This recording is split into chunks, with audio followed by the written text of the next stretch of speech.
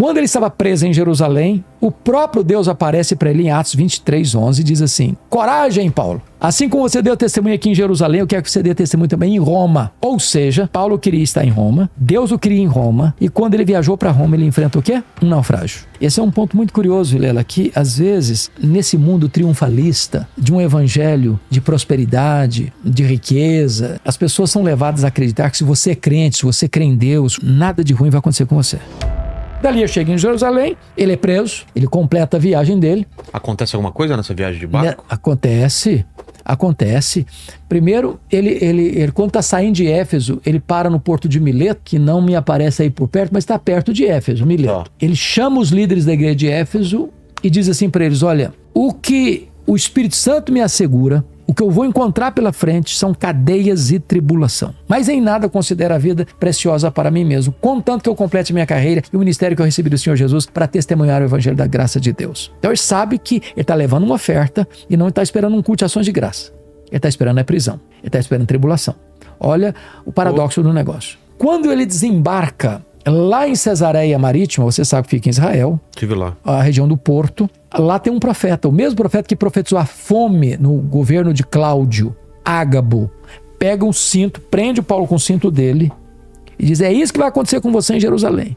Você está levando uma oferta e eles vão prender você lá. Nossa. Aí os membros das igrejas lá de Cesareia disseram: Paulo, não vai não, cara, não vai não. Ele respondeu assim: o que vocês estão fazendo comigo? Eu estou pronto não só a ser preso, eu estou pronto a morrer pelo nome de Jesus em Jerusalém. Ele chega, entrega as ofertas e imediatamente os judeus fazem um voto de anátema que não vão, 40 judeus, que não vão comer, que não vão beber, enquanto não matarem Paulo. O rebuliço na cidade de Jerusalém. Paulo é recolhido, jogado na fortaleza, aquela prisão de segurança máxima. Só que, olha que coisa interessante, um sobrinho de Paulo, lembra que a irmã de Paulo morava lá, Jerusalém? Sim. Um sobrinho de Paulo é informado de que havia essa conspirata para matar Paulo. Esse sobrinho de Paulo vaza a guarda, consegue falar com o comandante: olha, tem um plano de matar Paulo. E os judeus juraram que vão matá-lo. Esse comandante, de noite, sob forte escolta militar, traslada Paulo de Jerusalém para Cesareia Marítima. Porque Cesareia Marítima, onde ficava o quê? O quartel-general de Roma. Você sabe disso, o palácio do governador não ficava em Jerusalém, ficava em Cesareia. Então lá estava todo o quartel militar, de proteção militar, estava lá. Então Paulo fica 2 anos em Cesareia, sendo acusado pelos judeus. O que acontece? Há uma transição de governo de Félix para Festo. Em transição de governo é época de fazer reivindicações, certo? Claro. Então o que aconteceu? O Sinédrio disse para Festo assim, que está substituindo Félix: o governador, esse prisioneiro aí está no fórum errado. Não é Cesareia, é Jerusalém. O problema desse prisioneiro aí não é político, é religioso. E o fórum para tratar de assuntos religiosos não é Cesareia, é Jerusalém. Aqui está o Sinédrio, manda o prisioneiro para cá, que nós somos as autoridades competentes para julgá-lo. Só que o Sinédrio estava tramando para matar Paulo na estrada. Paulo percebeu a jogada, ele era cidadão romano, disse para o governador: eu sou cidadão romano e eu quero ser julgado diante de César em Roma. O governador disse: para César você quer ir? Para César você irá. Convencido da inocência dele. O que acontece? O próprio Deus, quando ele escreveu Romanos, está lá no capítulo 1 e no capítulo 15 de Romanos. Paulo diz assim na carta, que ele tinha o desejo de ir a Roma, que ele nunca tinha estado em Roma ainda. Passar um tempo com a igreja de Roma.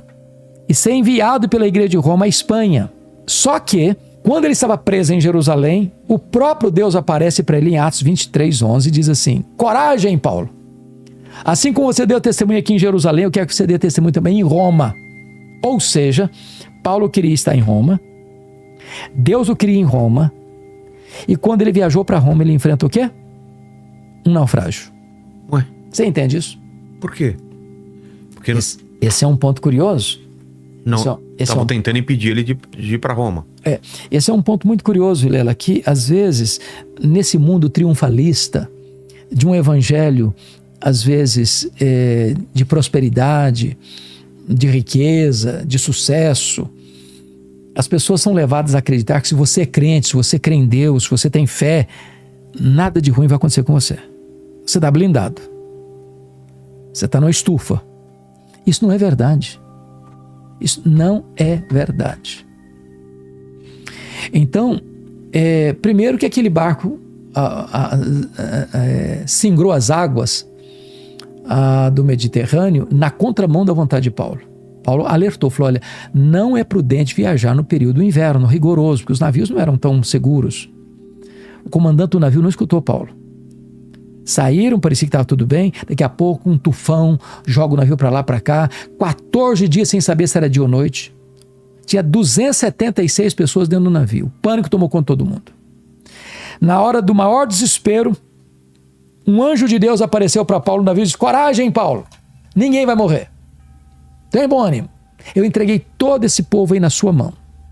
Mas é necessário que vocês vão dar numa ilha. E naquela noite, Paulo ora pela coisa mais óbvia do mundo. Ele ora para o dia amanhecer. Porque se você orar, o dia amanhece. Se você não orar, amanhece do mesmo jeito. Quando amanheceu o dia, eles avistaram a ilha de Malta. O navio se despedaçou todo. A carga de trigo foi toda jogada fora. O navio virou destroço. Mas ninguém pereceu. Quando chegam na ilha de Malta, os bárbaros que não falavam o grego fizeram uma grande fogueira para aquecê-los. E a única pessoa que tentou manter a fogueira acesa foi Paulo. Foi pegar uns gravetos, jogou no fogo, uma vibra prende na mão do Paulo. Pé frio parece. Pô. Aí os bárbaros gritaram assim. Tá dando tudo errado, né, a princípio. Os bárbaros gritaram assim, é um assassino. Tenta se livrar do mar, a justiça não o deixa viver. Vai cair, vai inchar, vai morrer. Não caiu, não inchou, não morreu, mudar de opinião. Não é um assassino, é um Deus. Não é nem um assassino agora, nem um Deus. É o servo do Deus vivo. Aí você começa a perceber uma coisa curiosa. Não foi a tempestade que levou Paulo para Malta. Foi a mão da providência divina. Porque o pai do prefeito da ilha estava doente, Paulo orou por ele. Ele foi curado. Os demais enfermos vieram, Paulo orou por eles. Eles foram curados. E depois de passar do inverno rigoroso, eles enviaram Paulo para Roma com todas as suas necessidades supridas. E aí ele chega em Roma não como sonhara chegar. Ele chega preso. Ele chega algemado. E é nessa conjuntura que ele vai dizer o que eu já disse aqui, Filipenses 1:12. O que é que ele vai dizer? Meus irmãos, eu quero que vocês saibam que as coisas que me aconteceram têm antes contribuído para o progresso do Evangelho. Este homem parece que é pé frio. Por onde ele passa é luta, é perseguição, é açoite, é prisão, é luta. E ele está olhando para uma outra perspectiva. E ele diz, 3 coisas aconteceram comigo por causa disso. Primeira coisa que aconteceu, ele disse assim, as igrejas foram mais encorajadas a pregar. Quando a igreja viu Paulo preso, trabalhando mais que eles mexeram. Segundo, as minhas cadeias se tornaram conhecidas de toda a guarda pretoriana. O que é a guarda pretoriana? Guarda do imperador? A guarda do imperador. A guarda de elite. Os soldados da mais alta patente do império. 16 mil soldados de escol. Algemado com Paulo todo dia um soldado em 3 turnos por dia durante 2 anos. Em rodízio. Toda a guarda pretoriana foi evangelizada. Olha só. Se Paulo estivesse solto, ele jamais teria alcançado a elite militar de Roma.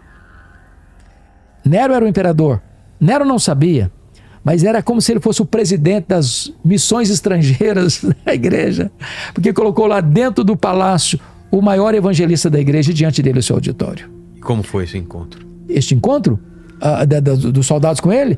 O soldado estava algemado com ele. Era obrigado a ficar... Ele tinha que ouvir, não tinha jeito. Querendo ou não.